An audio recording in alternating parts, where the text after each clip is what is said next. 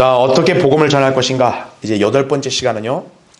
자, 우리가 구령하는 그 순간에 자, 우리가 당면하는 상황들을 한번 이제 살펴보려고 합니다.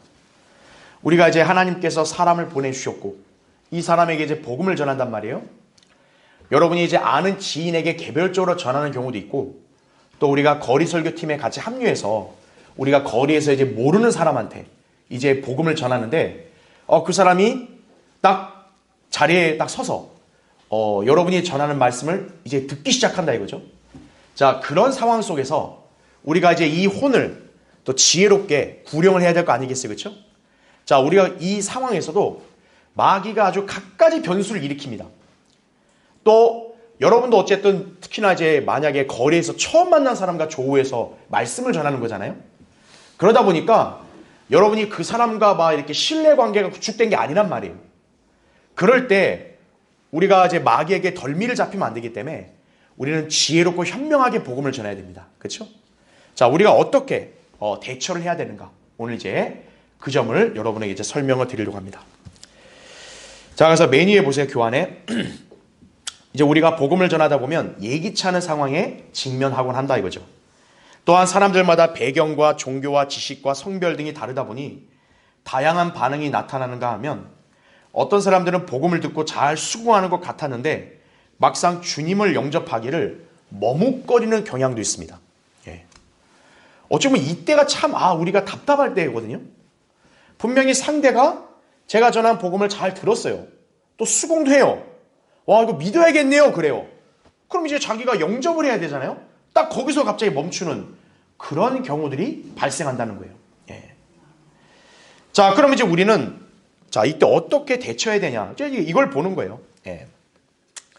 어쨌든 우리가 이제 뭐 개인적으로 복음을 전하든 또 여러분이 우리 교회에서 하는 거리설교팀에 합류해서 하든 간에 늘 여러분이 기억해야 될 건 뭐냐? 복음을 전하는 그 순간에도 마귀는 틈을 노리고 방해한다는 걸 아셔야 돼요. 예. 그러니까 여러분도 틈을 주면 안 되고 또 상대방도 마귀가 쳐놓은 함정에 빠지지 않게 여러분이 잘 통제를 해야 된다는 얘기예요. 예. 그래서 오늘 이제 이 상황은 너무나 무궁무진한데 그동안에 이제 우리 여러 믿음의 선배들과 또 저 자신을 포함해서 우리 또 신실한 하나님의 종들이 이렇게 경험했던 그런 상황들을 바탕으로 해서 우리가 어떻게 이걸 대처하면 좋을지를 한번 보겠습니다. 자, 먼저 첫 번째 보세요. 1번. 구령하는 상황에서 유의해야 할 사항들입니다. 자, 이건 여러분이 앞으로 이제 누군가에게 복음을 전하든 뭘 하든 꼭 여러분이 이 점은 항상 유념을 해야 돼요. 그래야 상대가 거부 반응을 안 일으킵니다. 예. 자, 먼저 괄호 1번 보시면 첫 번째. 어려운 신학 용어 및 성경 용어 사용을 가급적 지양해야 합니다. 즉, 우리가 성경 공부 시간에 배우는 막 세대주의에 관련된 여러 가지 그런 체계나 또 굉장히 심오한 교리들 있죠. 그런 것들을 복음 전하는 현장에서는 여러분이 웬만하면 사용하면 안 돼요. 예. 복음을 전하는 것은 구령자의 성경 지식을 자랑하는 시간이 아니에요. 예. 여러분이 구령할 때 그 상대방 앉혀놓고 내가 당신보다 많이 한다고 이렇게 뽐내는 시간이 아닙니다. 근데 여러분이 이제 막 이렇게 여러분이 너무 알고 있는 게 너무 대단하다고 여겨가지고 막 상대도 좀 알았으면 해가지고 막 여러분이 배웠던 막 성경 뭐 이렇게 교리의 용어들이나 이런 걸 막 쓰게 되면 상대방은 전혀 몰라요. 오히려 상대방이 뭐냐? 여러분에게 공감대가 형성이 안 돼서 피하려고 해요. 그럴 때는. 예. 그래서 구령자는 가급적 상대가 쉽게 이해할 수 있는 평이한 언어를 써야 된다는 얘기죠. 또 이제 어린이들이 이해할 수 있는 언어로 복음을 제시할 수 있도록 항상 준비를 해야 돼요. 특히나 이제 우리가 구령하는 그 연령층이 주로 어린아이들이 많아요. 왜냐하면 어린이들은 말을 듣고 또 하나님 말씀을 우리가 전할 수 있기가 쉽잖아요. 그렇죠? 어른들은 그냥 무시하고 가버리는 게 대다수니까. 그런데 이제 어린이들한테 복음을 전할 때도 여러분이 그 어린이의 수준에 맞춰 전해야지 그 어린이가 이해하기 어려운 무슨 예종론을 얘기한다든지 이렇게 하면 안 돼요. 갑자기 슈거 얘기하고 재림 얘기하고 몰라요. 절대 어린이는. 예. 여러분 복음을 제일 잘 전하는 사람이 누군지 아세요? 설교를 제일 잘하는 사람이 누군지 아세요? 답은 하나입니다. 쉽게 하는 사람이 잘하는 거예요. 쉽게. 예. 그래서 쉽게 전해야 돼요. 예. 어린이한테도 야, 너 아담이 이렇게 해가지고 뭐 선악과 먹은 이후부터 타락하고 그 다음에 이렇게 했다. 그거를 이제 간단히 언급하면 좋지만 너무 거기 깊이 빠지면 안 돼요. 뭐 얘가 뭘 알겠어요, 그거에 대해서. 그냥 어린이한테는 간단하게 어린아이 자신이 얘가 자기가 죄인이라는 사실을 인정하게만 하면 되는 거예요. 특히 어린이는 상대적으로 양심이 그래도 아직은 때가 덜 묻고 정직한 경향이 있기 때문에 우리가 조금만 지적해줘도 어린아이들은 그냥 죄인인 걸 시인하는 경우가 많아요. 예. 거기서 넘어가야지. 거기서부터 막 성경 얘기를 해버리면은 얘는 이거 들어도 몰라요. 예. 그러면 여러분이 시간을 더 낭비하게 되고 자칫하면 그 아이가 가버려요, 그냥. 또는 어른이 데려와서 그냥 데려가 버려요, 요새는. 그러니까 그거는 지혜로운 게 아니에요. 그러니까 여러분이 복음을 전하는 그 현장에서 또 앞으로 여러분이 개인적으로 누군가에게 저 사람이 구원받아야 되기 때문에 복음 전한다. 이럴 때만큼은 여러분이 신앙 용어나 뭐 이렇게 예언적 교리 이걸 가르치는 게 아니에요. 복음만 전하는 거예요. 그것을 이해해야 된다 이거죠. 그렇죠? 그 다음에 괄호 2번. 지나친 공포심을 주지 말아야 한다는 얘기죠. 네. 자, 지옥에 대한 경고는 좋은데 이 사람이 이제 상대를 아예 말 듣게 하려고 막 과장을 하는 거예요. 쉽게 말하면. 당신 오늘 뒤에 끝장나면 당신 어떡할래? 뭐 이렇게 막 상대를 막 겁박을 하면 그러면 안 된다고요. 네. 지나친 공포심을 조장하는 게 아니에요. 우리는 오로지 정확한 사실만을 제시하고 성경이 제시하는 복음 위에만 머물러야 돼요. 그러면 하나님의 말씀의 능력이 알아서 발휘가 되는 거예요. 예. 여러분이 뭐 상대가 하나님 말씀에 막 압도가 되고 막 무릎 꿇게 만들어야 된다. 그건 여러분이 하는 게 아니에요. 우리가 하는 게 아니에요. 우리는 하나님 말씀을 그대로만 전하면 되는 거예요. 그 하나님의 말씀이 그 죄인을 찌르게 되면 그 죄인이 반응하는 순간 자기가 말씀에 이제 복종을 하게 되는 거예요. 예. 그렇게 생각을 해야지 여러분이 마치 상대를 무조건 이끌어야 된다는 그런 거에 막 사로잡혀가지고 막 지나친 공포심, 막 그런 과장된 어떤 그런 경고 이런 것은 사양해야 된다는 얘기죠. 그럼 우리 상대방이 거부 반응을 일으키는 거예요. 그렇죠? 그 다음에 괄호 3번. 말하는 속도를 적당하게 유지하라 이거죠. 예. 상대가 안정된 속도의 차분한 말에 주의를 기울일 수 있도록 해야 돼요. 예. 자, 구령자 자신은 아주 막 열정이 차가지고 엄청 전하는데 상대가 못 따라와. 그죠? 특히나 이제 처음에는 이렇게 적당한 속도로 하다가요. 좀 상대가 잘 들으니까 막, 빨리 구령해야겠다. 막 생각이 사라져서 막 갑자기 많이 빨라지는 거야. 막 그렇게 하면. 그럼 상대도 막 똑같이 어떻게 되냐. 막 이렇게, 여유가 없어지는 거예요. 그리고 말을 지나치게 빨리 하면 상대가 잘 못 따라올 수도 있어요. 그게 바로 왜 그러냐면 너무 긴장되거나 또 갑자기 막 흥분돼서 막 말을 빨리 한 경우도 있거든요. 그럴 때는 여러분이 좀 약간 차분하게 톤을 좀 낮춰서 복음을 전해야 된다 이거죠. 어쨌든 중요한 게 뭐냐면 여러분이 지금 거리에서 만난 상대보다 더 많이 안다는 사실을 기억하셔야 돼요. 예. 절대 여러분이 상대한테 꿀릴 이유가 없어요. 예. 여러분이 쉽게 말하면 상대보다 더 하나님 보실 때는 이렇게 우월한 사람인 거예요. 왜? 여러분 진리를 알잖아요. 여러분 하나님의 자녀잖아요. 세상 사람들은 모른다고요. 그러니까 여러분은 여유 있게 또 자신감 있게 그렇게 말하는 속도를 유지해서 전해야 된다는 얘기죠. 그렇죠? 예. 또 한편으로는 막 말이 너무 느린 사람이 있어요. 너무 느리면 상대가 답답하다가 그냥 갈게요. 수고하세요. 이러고 가버린다고요. 그러니까 그것도 여러분이 좀 연습을 해야 된다는 얘기예요. 그렇죠? 그 다음에 괄호 4번 보세요.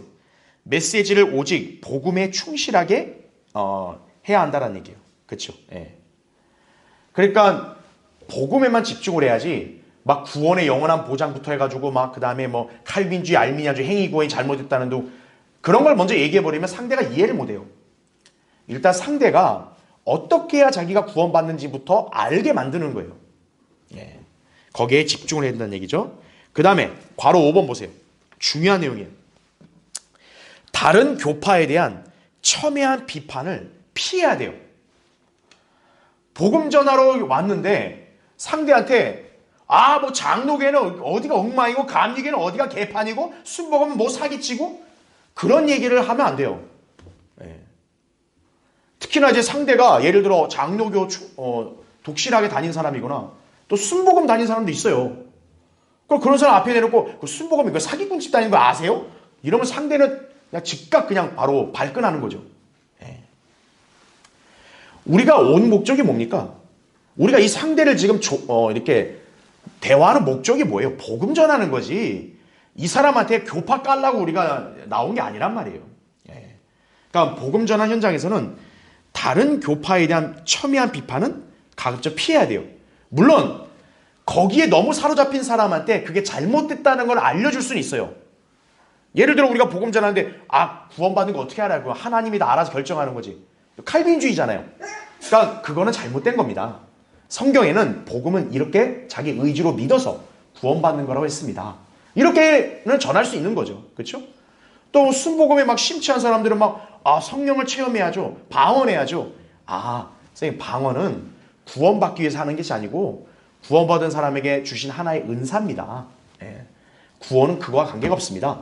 이제 그렇게 해서 복음 전하고 이렇게 할 수 있는데 이 사람이 무슨 교계 어디 속한 사람이라 가지고 그 교계를 깐다고 이 사람이 똑같이 좋아할 거라 생각하면 안 돼요. 예.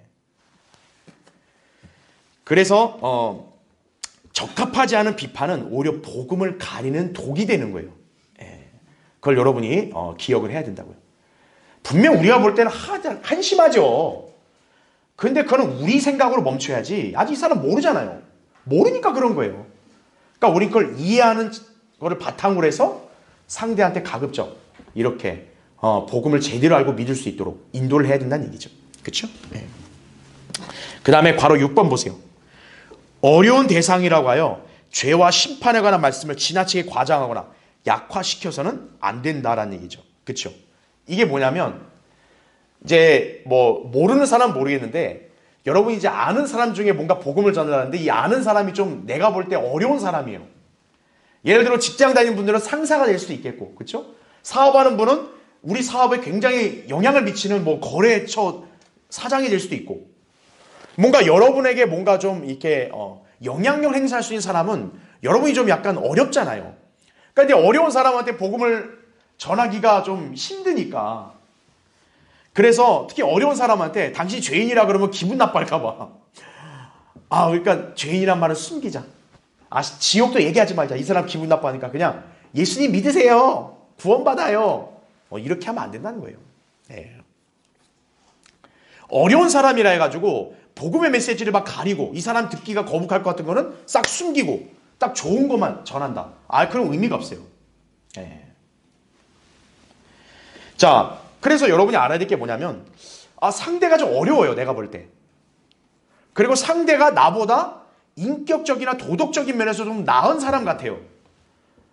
근데 그런 사람한테 대놓고 당신 죄인이라고 그러면 어떻게 생각하겠어요? 야, 내가 너보다 낫다. 이럴 거 아니에요. 그렇죠? 그러니까 제가 그 밑줄 친 거 보면 먼저 이 사람이 죄인이라는 사실을 이렇게 인정하고 심판이 있다는 것을 인식하고 예수님을 믿으면 구원받는다는 사실을 어떻게 납득시키는 게 좀 효과적이냐면 먼저 자기 자신을, 우리 구령자 자신을 먼저 빗대는 거예요. 그러니까 상대로 하여금 상대가 먼저 죄인이다가 아니라 선생님, 전 진짜 제가 죄인이란 걸 너무나 잘 알았거든요. 예. 그래서 저도 교회는 다녔어도 정작 저는 앞으로 어떻게 될지도 몰라고 불안한 가운데 살았는데 제가 어느 순간 이거를 통해서 제가 예수님이 나의 구주라는 걸 알고 그대로 믿으면 은혜로 구원받는다고 하더라고요. 이런 식으로 여러분의 좀 간증을 섞어가면서 먼저 여러분 자신을 딱 제시하고 그 다음 상대방도 그렇게 할 수 있다라는 점을 이렇게 설명하는 게 바람직하다는 얘기죠. 예. 그러니까 이제 상대가 좀 어렵다 하면은 상대부터 먼저 이렇게 겨냥하지 말고 여러분 자신을 먼저 빗대서 설명을 하고 그런 다음에 상대도 그렇게 하는 것이 필요하다라는 사실로 강조하면 효과적이라는 얘기죠. 그렇죠? 어쨌든 상대라고 공감을 일으키면 되니까. 그렇죠? 예. 자, 그것도 하나의 방법이니까 이것도 이제 여러분이 또 이 교환에 제시된 방법 외에도 또 하나님께서 여러분에게 알려주시는 방법이 있을 거예요. 그러니까 여러분으로 하여금 제가 기도하라고 한 거예요. 지혜를 구하러 한 거예요. 그래서. 그렇죠? 그 다음에 이제 괄호 7번. 특수한 이유 때문에 복음 전하는데 주저해서는 안 된다는 거죠. 예를 들어 뭐 자기 입이나 몸에서 좀 냄새가 난다 이거예요. 예. 그러니까 상대가 좀 이렇게 굉장히 좀 불쾌하게 여길까봐 내가 복음 못 전하겠다. 그거에 너무 주저하지 말고 일단 가서 전할 때 상대한테 뭐 양해를 구하고 하면 돼요. 제가 좀 오늘 이런 일이 있고 또 내가 원래 일에서 좀 약간 좀 냄새가 좀 안 좋을 수도 있는데 제가 바로 간단하게만 전하겠습니다. 그렇게 복음 전해도 된다는 얘기죠. 그렇죠? 중요한 게 뭡니까? 상대도 그렇고 나도 그렇고 어때요? 좀 약간 냄새가 나는 건 순간의 고통이잖아요. 그렇죠? 그러나 지옥 가는 건 뭐예요? 영원한 고통 아니에요. 네. 선생님이 저를 피하면 영원한 고통을 받게 됩니다. 그러나 이 시간 잠시만 저랑 같이 이렇게 하나님 말씀 들으시면 선생님은 이제 영원한 안식에 들어갑니다. 뭐 그런 식으로 설명이 된다는 얘기죠. 그러니까 뭐 여러 가지 이유를 변명을 해가지고 복음 전하는 거 주저하지 말라는 얘기예요. 그 다음에 이제 괄호 8번 보세요. 자, 이것도 중요합니다. 상대가 오랜 시간 이야기하지 않도록 주의해야 돼요. 이게 뭐냐면 처음엔 여러분이 복음을 전하기 시작했는데 상대가 갑자기 호응을 잘하더니 막 자기 말을 막 엄청나게 하는 거예요. 그러니까 여러분은 막 오히려 주객이 전도된 거예요. 여러분이 전해야 되는데 여러분이 듣고 있는 거예요. 그러면 안 된다는 얘기예요. 상대가 자꾸 말이 많아지게 되면 여러분이 일단 스톱을 시켜야 돼요. 선생님 제가 잘 이해하겠습니다. 그런 일이 있었군요. 선생님 그럼 이제 제가 전하는 거 한번 잘 들어보시고 그 다음 또 얘기해 주세요. 이렇게 여러분이 지혜롭게 딱 대처해 가면서 여러분이 말하는 주도권을 잡아야 돼요. 예. 상대한테 무조건 친절해야 된다 해가지고 무조건 상대가 말하는 거 고지고대로 다 들어주죠. 여러분 1시간도 모자라요 그냥. 예. 그 얘기만 듣다 끝나는 거예요. 예. 상대한테는 딱 간단한 단답형만 유도해야 돼요. 선생님 죄인이란 거 아시죠? 이렇게 여러분이 질문형으로 자꾸 접근을 해야 돼요. 그럼 상대방은 대답을 항상 뭐로 해요? 예, 아니요, 모르겠어요. 딱 상대는 그 정도만 말하게 하고 여러분이 복음을 전한 주도권을 잡아야 돼요. 예. 자, 그 점을 기억하셔야 되고 그 다음에 괄호 9번 보세요. 자, 이것도 중요합니다. 자신과 똑같은 과정과 경험으로 예수 그리스도를 믿도록 해야 한다고 생각해서는 안 돼요. 예. 우리가 구원의 복음의 메시지는 똑같아요. 예수님을 믿어야 되는 그 내용은 똑같아요. 하지만 믿는 방식에 있어서는 상대마다 달라요. 나 같은 방식을 무조건 강요하면 안 돼요. 예. 성령의 역사는 개인에 따라 다르게 나타나는 거예요. 예. 그러니까 자꾸 자기 방식대로만 고집을 하면 우리 실패하는 거예요. 예. 그러니까 예를 들어 뭐냐면 이 복음이 너무 위대하니까 나 같은 경우는 믿는 순간 막 예를 들어 감정에 겨워서 막 눈물이 났다 이거예요. 그러니까 나는 눈물 났기 때문에 상대도 어떻게 해야 돼요? 구원받을 때 눈물 나야 돼. 이건 아니에요. 예. 그건 나의 경우인 거지 상대는 또 다르다고요. 그게. 예. 자, 그렇기 때문에 여러분이 여러분의 경험을 상대한테 관철시키지 말라는 거예요. 우린 중요한 게 오직 한 가지예요. 상대가 죄인이라는 걸 시인하고 자신의 죄를 위해서 예수 그리스도를 구주로 믿어야 된다는 그 한 가지 사실만 믿게 하면 되는 거예요. 예. 그 사람 믿는다 했으면 그 사람 입으로 그걸 고백하도록만 인도해주면 되는 거예요. 예. 다른 건 필요 없다는 거죠. 예. 그 다음에 괄호 10번 보세요. 상대로 하여금 어떤 특정한 죄를 끊게 하려고 강조하거나 부담을 줘서는 안 돼요. 그러니까 이게 마치 뭐냐면 행위구원에 좀 약간 물든 사람들에게서 나오는 거거든요. 그러니까 자기가 뭔가 하나님의 자녀라면 거룩하고 의로워야 된다는 거에 너무 빠져가지고 모든 자기의 옛날의 그런 습관 죄를 마치 지금 다 끊어야 구원받는 것처럼 그렇게 오해하는 거예요. 절대 그렇지 않습니다. 예. 여러분 생각해 보세요.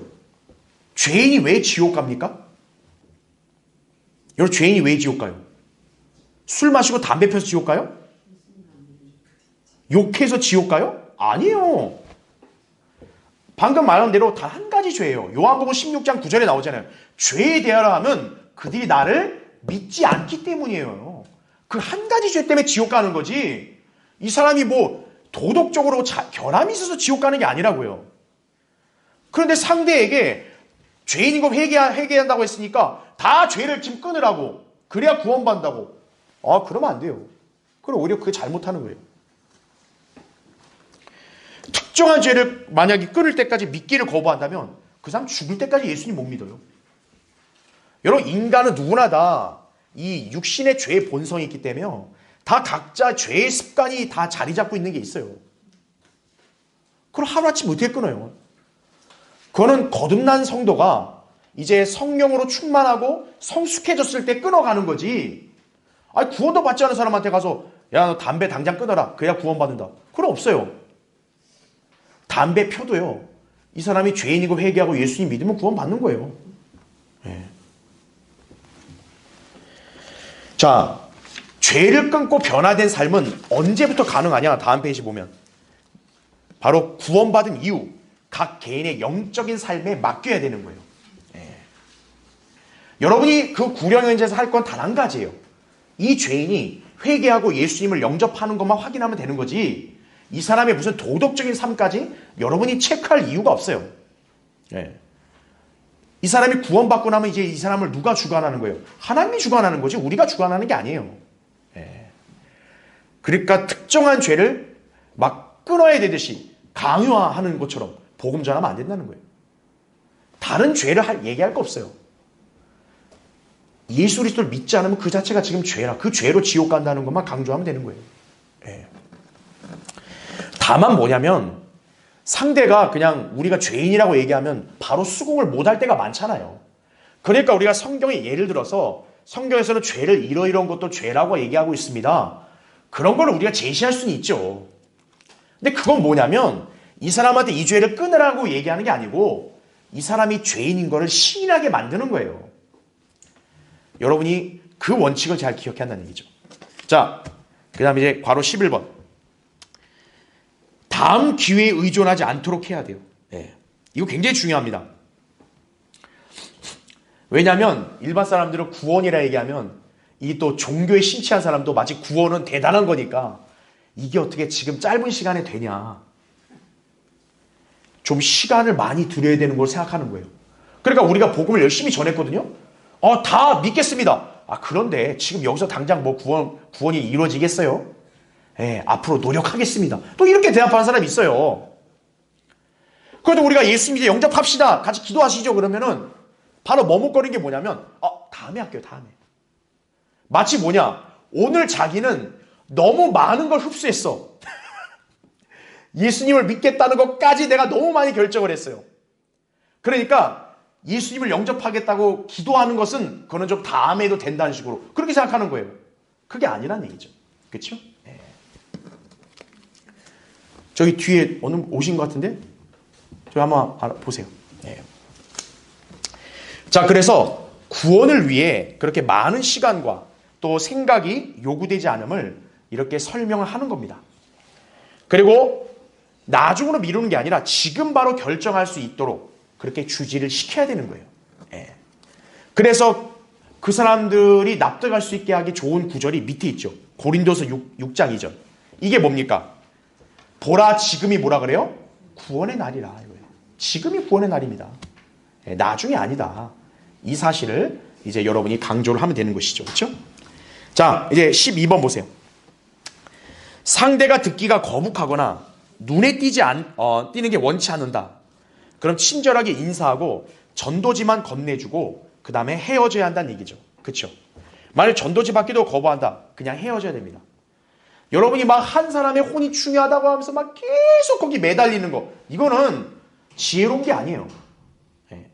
그건 아직 그 사람이 때가 안 된 거예요. 근데 그 사람을 대놓고 그냥 무조건 말 들으세요, 말 들으세요, 이러면 안 돼요. 상대가 막 그냥 귀찮아한다고요. 그럴 때 그냥 전도지 주고 친절하게 보내는 거예요. 예. 처음에 듣는 것 같은데 결국에는 안 들으려고 그래요. 그러면 포기할 수 없다, 너는 끝까지 믿어야 된다, 이렇게 밀어붙이면요 상대가 오히려 더 안 믿는 거예요.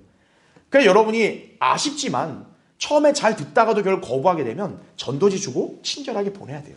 그 전도지 꼭 한번 읽어보시라고. 예. 그렇게 해야 된다는 얘기죠. 그 다음에 13번째 13번 보세요. 구령 중에 처음 시도했던 사람에게 거절당했거나 혹은 열매를 맺었거나 혹은 지난번에 했던 결과에 좌우되지 말아야 됩니다. 그렇죠? 이게 무슨 말이냐면 어떤 사람은 어제 아주 복음을 잘 전해서 구령을 많이 했어요. 되게 기쁘겠죠. 근데 여기에 너무 심취해가지고 여기 도취가 된 나머지 오늘도 마치 그럴 것처럼 생각하는 거예요. 그게 아니라는 거예요. 어제는 많이 열매를 맺었어도 오늘은 못 맺을 수도 있는 거예요. 또 반대로 어제 복음을 나는 열심히 전했는데 맨날 반대만 당하고 맨날 그냥 사람들이 날 그냥 막 조롱만 하고 내가 자존심 상해서 내가 오늘 못하겠습니다. 이러면 안 된다는 거예요. 어제는 내가 거부당했어도 오늘은 하나님께서도 필요한 열매를 맺게 하실 수 있는 거예요. 그래서 하루하루에 일희일비하지 말라는 거예요.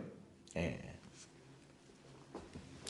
여러분이 복음 전할 때 늘 이렇게 방해 요소가 뭐냐? 여러분이 낙심할 때, 반대로 여러분이 너무 자만할 때, 이 두 가지는 여러분이 경계해야 되는 거예요. 예. 내가 막 오늘 막 열 몇 명을 구령했어요. 와, 나 대단하다? 뭐 이렇게 생각하죠? 그 다음날 못하는 거예요, 가면. 막 이리 까이고 저리 까이고. 반대로, 난 진짜 열심히 기도하면서 전했는데, 너무 마귀의 공격이 극심해서 안 믿더라 이거예요. 나는 전해도 안 되는가 보다. 이게 아닙니다. 또 다음날 여러분이 어떤 곳에 하나님이 보내실 때 가서 전하면 그 사람이 더 잘 믿을 수 있는 거예요. 예. 자, 그것을 여러분이 기억을 하셔야 됩니다. 그래서 여러분이 말씀을 묵상하고 기도함으로써 여러분의 마음과 영을 잘 정돈해야 돼요. 예. 어제는 어제인 거예요. 오늘 이 순간은 이 순간이라는 걸 기억하셔야 돼요. 그렇죠? 자, 마지막 14번째. 상대를 고려하지 않고 기계적으로 증거할 때 열매를 기대할 수가 없다는 점. 이걸 여러분이 기억을 하셔야 됩니다. 예. 그러니까 상황에 맞게 복음을 전해야지. 그러니까 마치 무슨 녹음기 틀어놓듯이 그냥 똑같이 그냥 이게 그렇게 전하잖아요. 상대가 감흥이 안 와요. 여러분 제가 늘 얘기하잖아요. 인간은 누구나 그 마음의 감정이라는 게 있는 거예요. 공감이 돼야 상대도 수긍을 하고 들으려고 하지. 뭔가 이 진정성이 없고, 그렇죠? 뭔가 간절함이 묻어있지 않으면요, 그냥 기계적으로 말하는 거 있죠? 그 마음에 쉽게 안 와닿는 거예요. 그냥 뭐 알아듣겠다만 이거지 안 와닿는 거예요. 예를 들어 생각해 보세요. 여러분 아나운서가 방송할 때만 아나운서 막 하잖아요. 그럼 여러분 아나운서 말에 막 감화를 받아요? 어머, 저 아나운서님의 말에 내가 너무나도 깊은 감명받다. 이런 거 있어요? 없어요. 왜 없죠? 아나운서는 어떤 사람을 겨냥해서 감정을 실은 게 아니라 그냥 기계적으로 그냥 보도하는 거거든요. 그러니까 여러분이 그냥 그렇게 듣는 거지. 어머, 저 아나운서님의 말로 나 오늘부로 인생 새롭게 살래요. 이런 사람 한 명도 없어요. 네. 바로 왜 그러냐면 기계적으로 전하는 거에서는 상대가 인식은 해도 상대의 마음이 움직이질 않는 거예요. 그러니까 여러분이 복음을 전할 때도 한 사람을 전한다 해도 그 한 사람에게 여러분이 진심을 담아서 간절하게 전해야지 그냥 뭐 형식적으로 나 전했다 그냥 여기에만 딱 만족하려고 기계적으로 전하면 의미가 없는 거예요. 예. 죄를 지적할 때는 심각하게 지적하고 지옥에 대해서는 막 강력하게 막 얘기할 때는 얘기하고 그러면서 예수 그리스도를 믿으면 은혜로 구원받는다 했을 때는 또 즐겁게 또 얘기하고 그렇게 여러분이 이렇게 강약 조절 그런 것도 필요하다는 얘기죠. 자, 어쨌든 우리가 이제 구령 현장에서 여러분이 이 14가지 사항들 지금 오늘 다 기억하기는 어렵겠지만 여러분이 잘 숙지했다가 앞으로 실질적으로 복음을 전하면서 여러분이 직접 겪어보기도 하고 그러면서 이걸 다시 한번 반복해서 보면서 다음에는 내가 이런 걸 하지 말아야지. 또 내가 이렇게 해야지. 그걸 여러분이 익히시는 거예요. 예. 그렇게 기억을 하시면 되겠습니다. 자, 이제 두 번째 보겠습니다. 2번. 자, 결정을 나중으로 미루려는 사람들이 있어요. 예. 일단 잘 들어요. 근데 왜 그러냐? 정작 예수님을 영접하겠다는 결정을 머뭇거리는 거예요. 예. 구원받는 방법이 아주 분명하게 드러났는데도 지금 그 시간, 그 장소에서 예수님을 영접하면 바로 끝나는데 그걸 안 하는 거예요. 예. 결정을 나중으로 미루고 싶어 하는 거죠. 자, 그럼 이러한 사람들을 한번 우리가 몇 가지 범주로 나누어서 한번 살펴보려고 해요.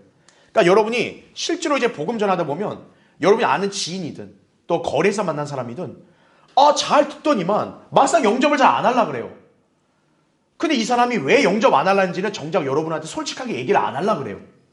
그럴 때 여러분은 이런 유형을 통해서 어느 정도는 감지를 하라는 얘기죠. 자, 먼저 1번 보세요. 좀 더 생각해 보겠다는 반응을 보이는 사람이 있어요. 그러니까 우리가 보통 복음 전할 때요, 반응이 아주 천천히 오는 사람이 있어요. 그러니까 사람마다 다르죠. 어떤 사람은 반응이 막 즉각적으로 오는데 어떤 사람은 들었다가 그렇지요? 그래요? 그렇죠? 네, 뭐 그런 사람도 있고 그렇지? 또 이런 사람도 있고 막 반응이 느려요. 자, 그런 사람들이 예수 그리스도를 믿고 영접하겠냐 질문하면 답변이 뭐가 나오냐면 나중에 하겠습니다. 아, 지금 바빠서요. 다음에 할게요. 또는 집에서 제가 하겠습니다. 여러분 이거 믿으면 안 돼요. 예. 집에서 하긴 뭐래요. 그냥 가면 냈다 가면 다 잊어버리지. 예. 여러분 그 순진하게 속으면 안 돼요. 그래서 괄호 2번 보시면 구령자들은 그런 반응을 신뢰하여 그냥 보내주면 안 돼요. 이 사람들은 지금 순간을 그냥 면피하려고 하는 거예요. 예. 아, 그냥 할게요. 나중에 할게요. 나중에 예, 안 해요. 그냥 지나가면 이건 뭐야? 이러면서 안 해버려요. 예. 특히나 왜 그러냐? 성경의 근거를 본다면 마귀가 말씀의 씨를 빼앗아가기 때문에 그런 거예요. 즉 구령자가 이 사람에게 말씀의 씨를 뿌렸어요. 그러니까 이 사람은 이 씨를 자기 마음밭에 심어야 되는데 그걸 못하고 있는 거거든요. 그럼 그걸 그냥 방치하면 어떻게 될까요? 마귀가 옳다고 나서 바로 말씀의 씨를 쪼아 먹는 거예요. 그러니까 이 사람은 지나가면 뭡니까? 다 잊어버려요. 자기가 오늘 이 사람한테 뭘 들었는지 하나도 몰라요. 그러니까 이 사람이 뭐 나중으로 생각해 보겠습니다. 나중에 하겠습니다. 그 말 그대로 들으면 안 돼요, 절대. 자, 그래서 여러분이 어떤 걸 강조해야 되냐면 바로 지금이 중요하다는 점을 강조해야 돼요. 특히나 어떤 걸 근거로 강조할 수 있냐면 사람은 내일 일어날 일을 알아야 몰라요? 모른다는 거죠. 오늘이 우리 인생의 마지막이 될 수도 있는 상황 아니겠어요? 그걸 강조하는 거예요. 그래서 그 밑에 제가 몇 가지의 근거 구절들을 제가 기재해놨는데 여러분 이거 참고하셔서 여러분이 활용하시면 돼요. 이사야 55장 6절도 뭡니까? 언제 주님을 찾으래요? 찾을 만한 때에 찾으라. 지금 찾을 때잖아, 아니냐 이거죠. 그냥 잠언 27장 1절에도 너는 내일을 자랑하지 말라. 이거 중요한 말이죠. 하루 동안에 무슨 일이 일어날지 내가 알 수 없습니다 이거죠. 그 다음에 누가복음 12장 20절도 하나님이 뭐라 그래요? 어리석은 자야 오늘 밤 내 혼을 내게서 앗아간다고 말하고 있다 이거죠. 예. 자, 이런 구절들을 여러분이 활용하시면 됩니다. 자, 다음 페이지 보세요. 그래서 맨 위에도 야고보서 4장 13절 14절 아주 중요하죠. 너희 생명이 무엇이냐 잠깐 보이다 사라지는 안개니라. 그러니까 여러분이 이런 근거 구절들을 잘 기억해 놨다가 상대가 결정을 미루려고 하면 그거를 딱 제시하면 되는 거예요. 예. 그러니까 우리가 어느 순간 인생이 끝나서 아, 그때 내가 주님 믿겠습니다. 그때는 소용없다는 거죠. 이미 늦었다는 거죠. 예. 그래서 그 괄호 4번의 밑줄 친 것만 보세요. 상대에게요. 내일이 마치 당연히 올 것이라는 생각은 금물임을 강조해야 되는 거예요. 예. 상대방은 늘 우리도 그러거든요. 내일이 당연히 온다 생각해요. 근데 절대 그렇지 않다는 거죠. 예. 그 점을 상대한테 강조해서 지금 이 순간 이제 선생님은 저랑 다시 만날 일이 없을 수도 있기 때문에 지금 이 순간 30초도 안 걸린다 이거예요. 예수님 영접 입으로 고백해서 영접하는 거 그걸로 바로 즉각 끝날 수 있다고. 예. 그렇게 여러분이 딱 상대를 설득시켜야 되는 거예요. 자, 바로 2번 보세요. 두 번째는 뭐냐? 어떤 반응 보이냐면 아, 열심히 먼저 살고 나서 믿겠습니다. 그런 반응이죠. 그러니까 지금 자기가 인생에 뭔가 실패를 하고 잘못되게 살았다는 거 안 거야. 아, 그러니까 죄인이라는 걸 인정했고 아, 예수님 믿어 구원받는 거 들었어요. 근데 결국 나오는 반응은 뭐예요? 아, 제가 열심히 하고 나서 믿겠습니다. 이거 지금 제대로 못 들은 거예요, 지금. 그래서 1번 보세요. 많은 사람들이 구원에 대한 놀라운 은혜를 당장에 인식하지 못하기 때문에 그저 뭡니까? 현재의 삶에만 초점을 맞추는 거죠. 예. 그러니까 이 사람들에게 구원은 여전히 어떻게 생각하냐면은 그냥 이 땅에서 내가 거룩하고 의로워지는 거 이렇게 생각하는 거예요. 구원은 그게 아니거든요. 지옥에서 하나님이 구해주셔서 하늘나라로 데려가겠다는 약속인데 그걸 모르고 있다는 거예요. 이 사람은 지금 복음을 들었어도. 그러니까 뭡니까? 열심히 살고 믿겠습니다. 그러니까 마치 뭐냐면 내가 좀 더 나은 사람이 돼야 구원받을 자격이 있는 거 아니에요? 이거거든요. 예. 자, 그런 사람들에게 마태복음 6장 33절이 좋죠. 너희는 먼저 뭐를 구하래요? 하나님의 나라와 그분의 의를 구하라 이거죠. 여러분의 인생에 뭔가 그런 열심히 하는 걸 구하지 말고 하나님의 나라를 먼저 구하라 했다. 그러니까 우선순위가 있다. 이 점을 여러분이 설명하면 되는 것이죠. 그리고 2번 보시면 먹고 사는 문제보다 더 중요한 게 뭐라는 걸 강조해줘요? 자기 생명이라는 거죠. 예. 여러분 보세요. 사실 먹고 사는 거에 왜 아둥바둥 삽니까? 사람들이? 자기 생명을 보존하려고 그러는 거예요. 사실은. 그리고 아무리 좋은 것을 가져도 오늘 생명이 끝나게 되면 어때요? 무익하다. 이걸 설명해 주는 거죠. 예. 내가 돈을 얼마큼만 모으면 이제 내가 뭘 살 수 있다 해서 거의 다 모았는데 오늘 갑자기 꽥 하면 아무 의미가 없잖아요. 그런 예를 여러분이 또 들어주는 거예요. 예. 얼마나 허무하냐고. 예. 그러면서 이제 어떻게 여러분이 지혜롭게 설명할 수 있냐면 거기 2번에 제가 밑줄 친 거 보세요. 지금 이 순간 예수 그리스도를 믿고 하나님의 자녀가 되면 그 이후의 모든 인생의 문제는 그분께 맡길 수 있어서 든든하다고 설명을 해주는 거예요. 그러니까 이 사람은 자기 나름대로 뭔가 계획과 목표가 있는 거예요. 예수님 믿는 거 좋은 것까지는 인정하겠는데 근데 지금 난 이거보다 이게 더 지금 마음이 쏠리는 거거든요. 그러니까 이런 사람한테 이걸 강조해 주는 거예요. 당신은 지금 이게 될지 안 될지의 보장이 없지만 지금 당신이 이 순간 예수님을 구주로 믿으면 하나님의 자녀가 되기 때문에 하나님이 아버지로서 당신을 돌보신다. 그걸 책임져 주신다. 그러니까 지금 예수님을 믿고 먼저 하나님의 자녀가 되라고. 그럼 당신이 앞으로 계획한 일들 하나님이 책임져 주신다. 그렇게 여러분이 지혜롭게 답변할 수 있는 거예요. 예. 그러니까 여러분이 상대가 그런 마음을 가졌다 해서 그걸 무조건 폄하시키면 안 돼요. 정신 못 차려요? 그 인생에 뭐 그런 걸 갖다가 뭐 이렇게 매달리고 그러면 안 돼요. 이 사람은 지금 그게 자기가 최고라 생각하는데 영적으로 모른다고요, 아직. 그러니까 그 사람한테는 이렇게 우리가 지혜롭게 얘기해 주는 거예요. 그럼 당신이 계획한 일들 당신이 혼자 해야 되지만 당신이 지금 예수님 믿고 구원받으면 하나님이 아버지가 돼서 당신의 일을 책임져 주신다고. 그렇게 얘기하는 거예요. 어쨌든 중요한 게 뭐예요? 이 사람이 예수님 믿게 하는 게 중요한 거지. 그렇죠? 그렇게 여러분 지혜를 발휘할 수 있어야 돼요. 그렇죠? 그 다음에 괄호 3번 보세요. 자, 또 어떤 반응이 있냐? 때를 기다려보겠다. 답답하죠? 이런 반응이 주로 누가 냐면 교회 다니는 사람들에 나타나는 거거든요. 좀 타이밍을 보겠다. 이거 타이밍. 어떤 타이밍? 성령이 갑자기 내 안에 짜릿! 이래야 내가 구원받는 거. 이거 아니거든요. 그러니까 은사주의든 또는 칼빈주의도 그래요. 칼빈주의의 신치인 사람들도 뭐냐면 하나님이 예정한 때에 자기가 구원받는다고 생각을 하는 거예요.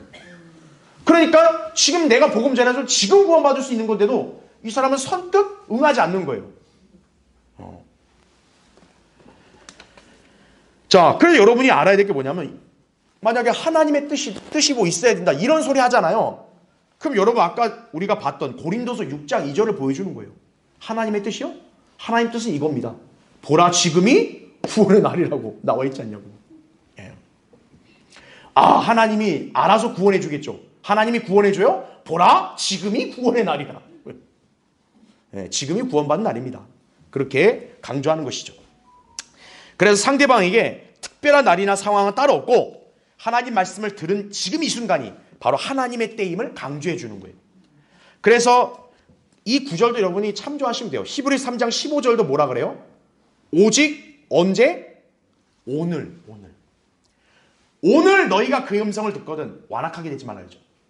그러니까 하나님 말씀을 듣는 오늘 완악하게 거절하지 말라. 성경에 이렇게 나오지 않습니다. 그러니까 물론 교리적으로는 이건 우리한테 해당되지 않기 때문에 이거는 교리가 아닙니다. 그 사람을 설득시키려는 하나의 근거로 쓰는 거예요. 예. 그렇게 여러분이 또 지혜롭게 하시면 되는 거예요.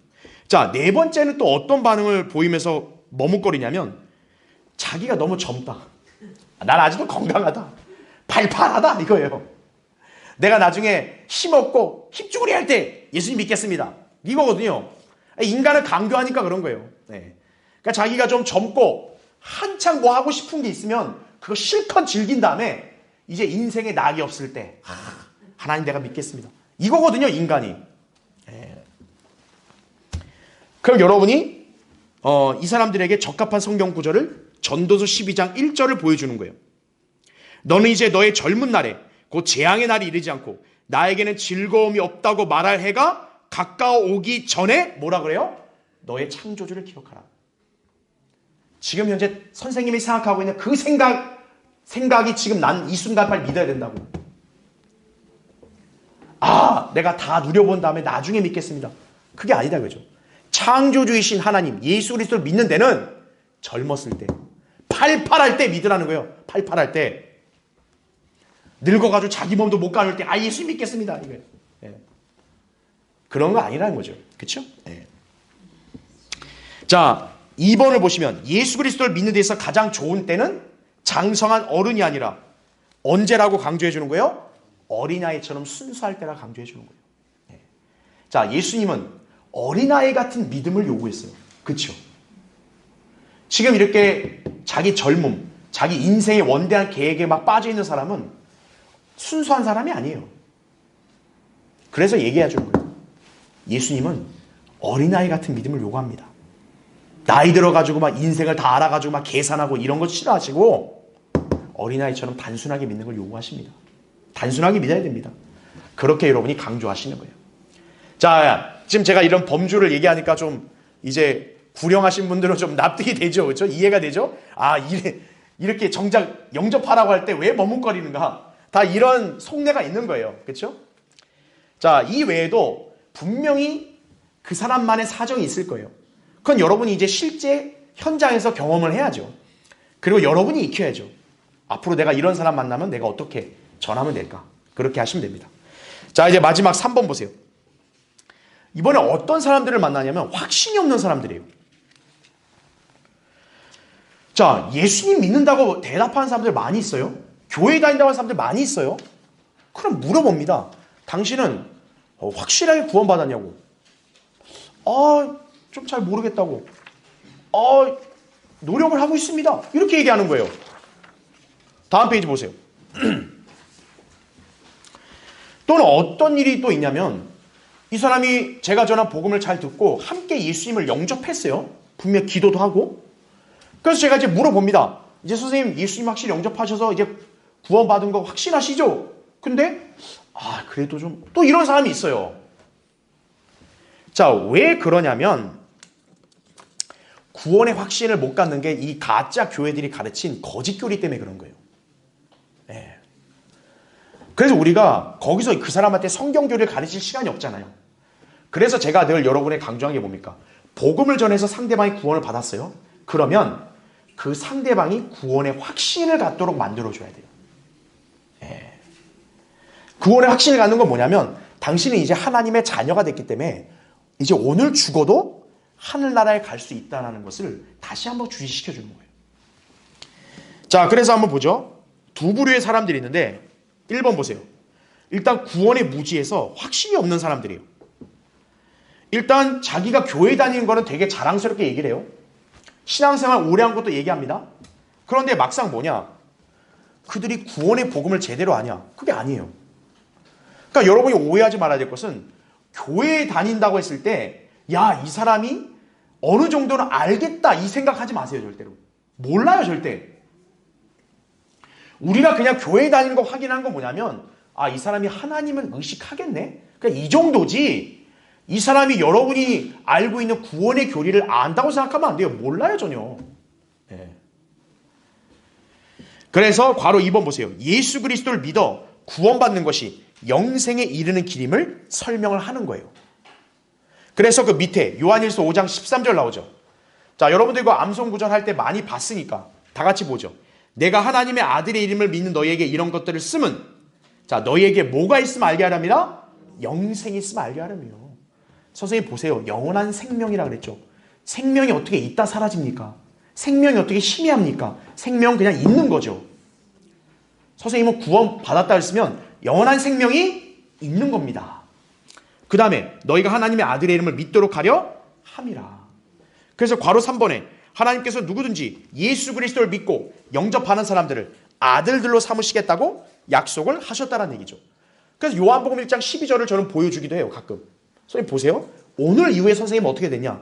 누구든지 그를 영접한 사람들에게는 하나님의 아들들이 되는 권세를 주셨으니 그의 이름을 믿는 사람들이냐. 선생님 예수님 이름 믿어 쓰셨죠? 그럼 이 사람이 얘라고 그러죠. 그럼 선생님 오늘 하나님의 아들이 됐다고. 그러면 아들은 아버지랑 같이 살아야겠죠? 예, 그러겠죠. 아버지가 어디 계실까요? 지옥에 있을까요, 하나님이? 하늘에 냈다고 다 그렇게 얘기합니다. 그래서 아들이신 우리 선생님도 하늘나라에 가는 겁니다. 이렇게 얘기해 주는 거예요. 쉽게 설명하는 거죠. 바로 한번 보세요. 특히 뭐냐? 많은 사람들이 구원을 받으려면 영적인 능력, 또 신비로운 체험을 겪어야 한다고 착각하는 경우가 많아요.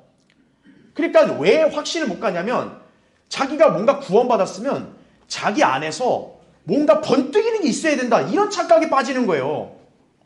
막 방언이 터져 나오든 갑자기 막 황홀경에 빠지든 와 이러면 내가 구원받았다. 이런 착각에 빠지는 거예요. 그게 아니라는 거죠. 그 밑에 성경 구절 에베소 1장 13절 14절이 뭡니까? 너희도 진리의 말씀 곧 뭐라 그래요? 너희 구원의 복음을 듣고서 그분을 어떻게 했다? 신뢰하였으니 또 너희가 그분을 믿고서 그 다음 뭐라 그래요? 약속의 그 성령으로 인침을 받은 것이냐.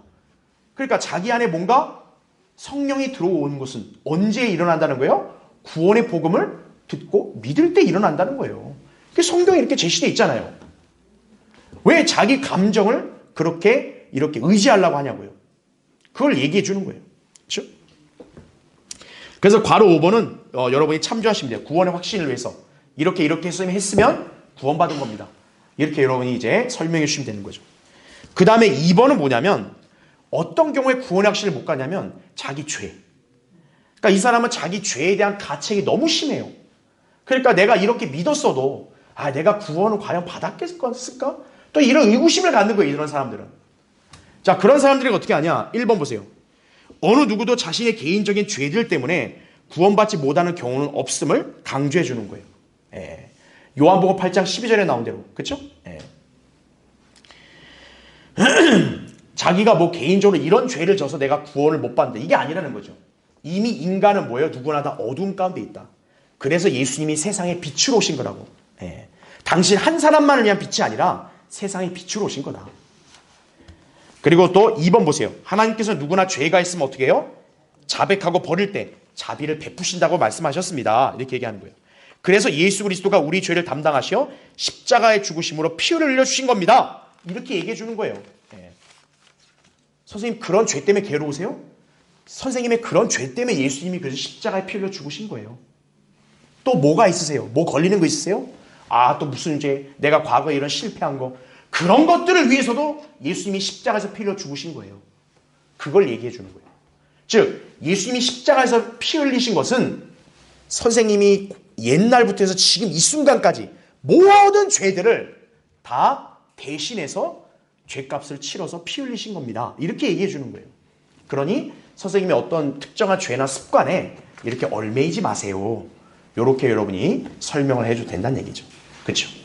자, 우리는 이렇게 해서 이제 내가 구령하는 현장에서 이런 부류의 사람들을 만났을 때 내가 어떻게 대처해야 되는가를 봤습니다. 여러분 이걸 잘 숙지해 두시고 중요한 것은 여러분이 직접 사람에게 가서 복음을 전하는 걸 해야 돼요. 그러면 여러분만의 노하우가 더 생길 수 있는 것이에요. 그렇게 해서 여러분이 아주 하나님 앞에 쓰임받는 그런 능숙한 구령자가 되길 바랍니다.